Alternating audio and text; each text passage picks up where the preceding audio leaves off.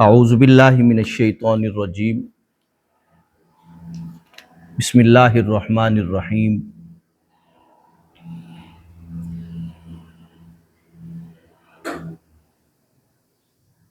یا ایہا الذین آمنوا لا تأکلوا اموالکم بینکم بالباطل الا ان تکون تجارۃ عن تراض منکم ولا تقتلوا انفسکم ان اللہ کان بکم رحیما۔ صدق اللہ العلی العظیم وبلغنا رسولہ النبی الکریم ونحن علی ذلک لمن الشاہدین والشاکرین والحمد للہ رب العالمین۔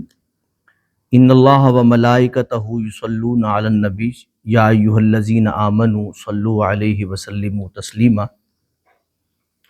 اللہم صل وسلم علی سیدنا و مولانا محمد وعلی آل سیدنا و مولانا محمد وبارک وسلم وصلوا علیہ۔ محترم حاضرین، ناظرین، سامعین، ہم آپ کے سامنے تجارت اور مال کمانے کی روحانی جہت کے حوالے سے بیان کر رہے ہیں۔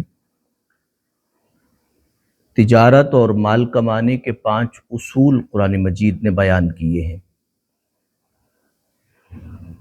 اور ان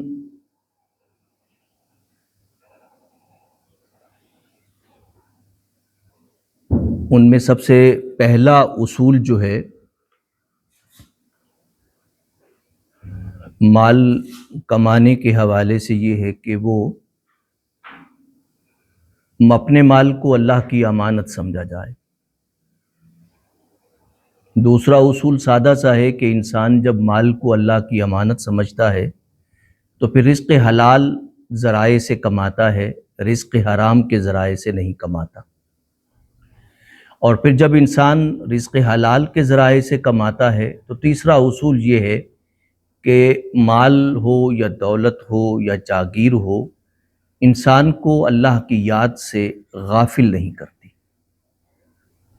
اور پھر اس کے بعد انسان وہ راہیں، وہ راستے، وہ مصارف جن پہ اللہ پاک نے خرچ کرنے کو کہا ہے، انسان ان پہ خرچ کرتا ہے۔ تو یہ چوتھا اصول ہے۔ 5واں اصول یہ ہے کہ انسان جو محنت کرے، کاوش کرے، کوشش کرے تو اس پہ شکر گزار رہے اللہ کا، اور قناعت پسندی سے، شکر گزاری سے اور قناعت پسندی سے کام لے۔ یہ 5 اصول جو ہیں قرآن مجید نے ہمارے سامنے بیان کیے ہیں، ان کے دائرے میں رہتے ہوئے تجارت کرنا ہو، مال کمانا ہو، جد و جہد کرنا ہو، کوشش کرنا ہو، تو ان 5 اصولوں کی روشنی میں یا ان 5 اصولوں کے دائرے میں رہتے ہوئے جب آپ محنت کرتے ہیں، کوشش کرتے ہیں، تو جتنا مال بھی ہو، اگر جتنا بھی مال ہو آپ اسے اگر اللہ کی امانت سمجھتے ہیں، رزق حلال کے ذرائع سے کماتے ہیں، اور پھر وہ آپ کو مال اللہ کی یاد سے غافل بھی نہیں کرتا، وعلیکم السلام، اور ساتھ یہ ہے کہ آپ اللہ کے عطا کردہ جو مصارف ہیں کہ یہاں آپ نے خرچ کرنا ہے تو آپ وہاں خرچ کرتے ہیں، اور غلط مقامات پہ مال کو خرچ بھی نہیں کرتے۔ آخری اصول قناعت اور شکر گزاری کا ہے، قناعت پسندی اور شکر گزاری کا ہے۔ یہ 5 اصول اگر ہوں تو انسان جو ہے وہ مال کماتا بھی ہے، تجارت کرتا بھی ہے، مال کی بچت بھی کرتا ہے، لیکن یہ ہے کہ ان اصولوں کی روشنی میں سب سے پہلا اصول بہت اہم ہے کہ جو کچھ آپ کے پاس ہے مال، وہ اللہ کی امانت ہے۔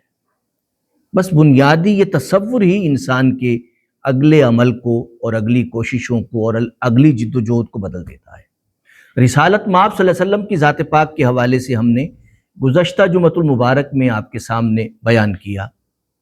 آپ نے دیکھا کہ رسول اللہ علیہ وسلم نے مال انویسٹ نہیں کیا، بلکہ اپنا بھروسہ، اپنا اعتماد اور اپنی صداقت کو انویسٹ کیا۔ یعنی معاشرے میں اگر بزنس کرنے والا شخص جو ہے وہ سب سے پہلے، یہ امت مسلمہ کے لیے بہت بڑا سبق ہے، بہت بڑا درس ہے، اور بہت رہنما اصول ہے کہ آپ مارکیٹ میں جانا چاہتے ہیں اور آپ کے پاس انویسٹمنٹ نہیں ہے تو پھر آپ انویسٹ کریں ایک اثاثہ، اور وہ ہے آپ کا بھروسہ، آپ کا اعتماد۔ یعنی جب آپ بھروسہ انویسٹ کرتے ہیں تو اصل یہی سرمایہ ہے کہ جس کے بعد اگر آپ جو بھی انویسٹ کریں گے تو دن دگنی رات چوگنی ترقی ہوگی۔ امت مسلمہ کے لیے بھی یہی اصول ہے۔ حضرت عثمان غنی رضی، اب میں ایک اور مثال آپ کے سامنے رکھنا چاہتا ہوں۔ ایک سموتھ زندگی چل رہی ہے، نارمل انداز سے زندگی چل رہی ہے، امن ہے، سکون ہے، ایک کاروباری زندگی ہے، سب کچھ آرام سے چل رہا ہے۔ ایک اور مثال میں آپ کے سامنے رکھتا ہوں کہ جو کہ قحط کی ہے، یعنی جب انسان مجبوری اور لاچاری میں مبتلا ہوتا ہے، جب معاشرہ جو ہے بھوک میں، افلاس میں، ننگ میں مبتلا ہوتا ہے۔ حضرت ابوبکر صدیق کا دور پاک تھا۔ حضرت ابوبکر صدیق کے دور پاک میں قحط آئی، قحط سالی آئی۔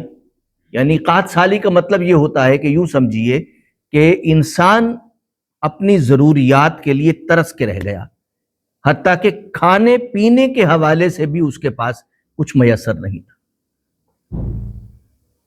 اب اس دور میں بھی کاروباری لوگ تو تھے، اور قحط کے زمانے میں یا کمی کے زمانے میں آپ اسے ذخیرہ کرتے ہیں، ذخیرہ کرنے کے بعد پھر اسے جب دیکھتے ہیں تو آپ مارکیٹ پہ چوٹ لگاتے ہیں آ کے، اور کلائنٹ پہ اور کسٹمر کی جیب پر بھی آپ چوٹ مارتے ہیں اور اس کی جیب کو خالی کر دیتے ہیں ساری کی ساری۔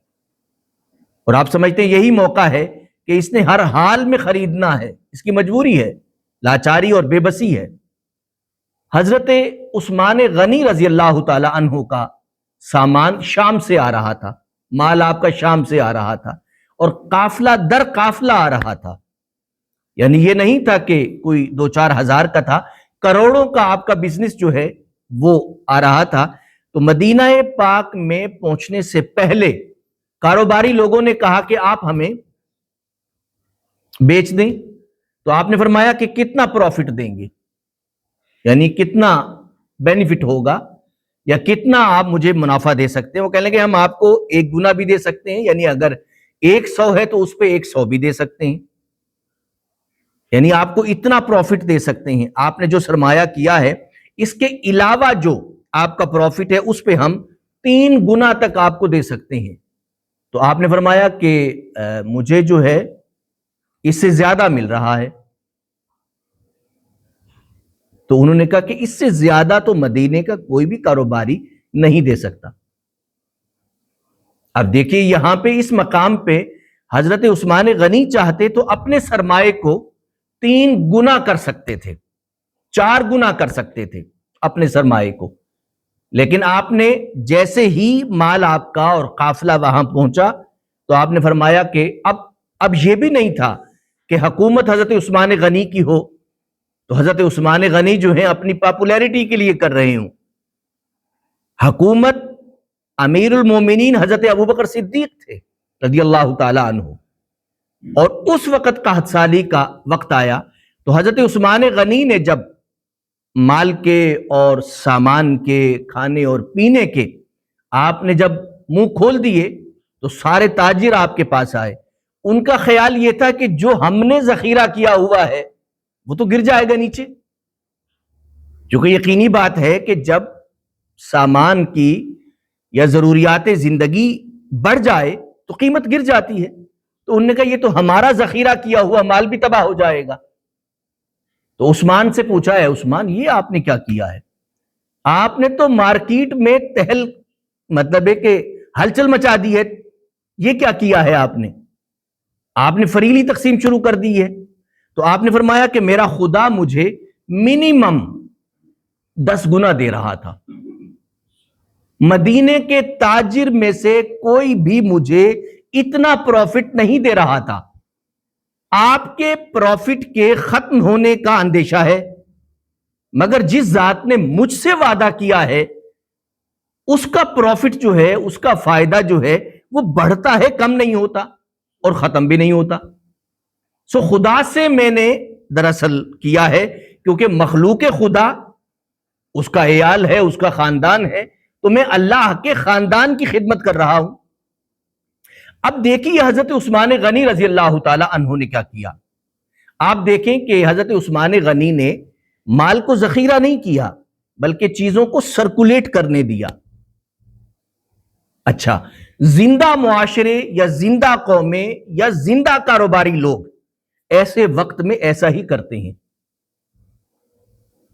زندہ کاروباری لوگ اسی طرح کرتے ہیں کہ وہ اپنے کلائنٹ کی مجبوری سے فائدہ اٹھانے کی بجائے جب وہ مشکل میں ہو تو اس کو سپورٹ کرتے ہیں۔ اور زندہ معاشرے اور زندہ قومیں جو ہیں ایسے کاروباری لوگوں کو یا ایسے کاروباری برانڈ کو بھولتی نہیں ہے۔ وہ سمجھتی ہے کہ اس نے مشکل وقت میں ہمیں سہارا دیا ہے اور ہمارا ساتھ دیا ہے۔ یہ ہے اصل اصول زندہ کاروباری لوگوں کا اور زندہ قوموں کا، کہ زندہ قومیں جو ہیں اس طرح کے کاروبار کو پھر مرنے نہیں دیتی، اور زندہ کاروباری لوگ اپنی قوم کو مرنے نہیں دیتے۔ اب دیکھیے اس میں ایک اہم اصول یہ ہے کہ کیا کہ حضرت عثمان غنی رضی اللہ تعالی عنہ ذخیرہ کر دیتے۔ اب دیکھیے آہستہ آہستہ چیز جو ہے وہ انسان کی استعداد سے یا اس کی طاقت سے باہر نکلتی ہے۔ یعنی جب اس کے پاس کاروبار نہیں ہوگا، کھانے پینے کا سامان نہیں ہوگا، اس کی رینج ہے 10 روپے کے خریدنے کی، اور آپ اس چیز کو 50 روپے پہ لے جاتے ہیں تو آپ کا خریدار کم ہو جائے گا، خریدنے والا کم ہو جائے گا۔ ایسے موقعوں پر ایک شخص اگر مثال ہے کہ وہ 10 دن کا راشن خرید سکتا ہے تو وہ صرف اور صرف 1 دن کا راشن خرید پائے گا یا 5 دن کا راشن خرید پائے گا۔ اس سے آپ نے اپنے ساتھ چلنے والے کلائنٹ کو بھی آپ نے ختم کر دیا، آپ نے اس کو پامال کر دیا، اس کی مجبوریوں کو آپ نے دراصل رولر کے نیچے پیش کرا رکھ دیا آپ نے۔ تو کاروباری لوگ جو ہوتے ہیں، زندہ لوگ اور زندہ قومیں یا زندہ معاشرہ اس طرح نہیں کرتا۔ جب اس طرح کسی معاشرے میں ہونے لگے تو سمجھ جائیں کہ وہ لوگ مر گئے ہیں۔ اور پھر یہ ہے کہ یاد رکھیے کہ کاروبار ہی ہوتا ہے، لیکن جب قوم گرنے لگے تو کاروبار مشن بن جاتا ہے انسان کا، یعنی اس نے سوشل انٹرپرائز ہوتا ہے وہ اس وقت، یعنی وہ قوم کو سہارا دیتا ہے، وہ مدد کرتا ہے، اس لیے کہ قوم سنبھل جائے گی تو بزنس اس کا چلتا رہے گا۔ لیکن اگر قوم مر گئی تو پھر یقینی بات ہے کہ مجھے اپنا بزنس اپنی قوم سے نکال کے دوسری اقوام میں لے کے جانا پڑے گا، کیونکہ کوئی زندہ قوم ہی میرا کلائنٹ بن سکتی ہے، تو اپنی قوم تو نہیں بن سکتی۔ سو مجھے پتا چل گیا ہے کہ میری قوم تو گئی ہے مر، اب اس میں نہ قوت خرید ہے نہ طاقت ہے اس میں، سو میں اب اپنے مال کو باہر لے جاؤں جہاں پہ زندہ قوم موجود ہے اور جس کی قوت خرید موجود ہے۔ اس وجہ سے اس طرح سارا سرمایہ ان ممالک سے باہر منتقل ہو جاتا ہے جہاں خود سرمایہ دار اپنی قوم کا خیال نہیں رکھتا۔ اللہ پاک ہمیں عمل کی توفیق عطا فرمائے، آمین ثم آمین وما علیہ۔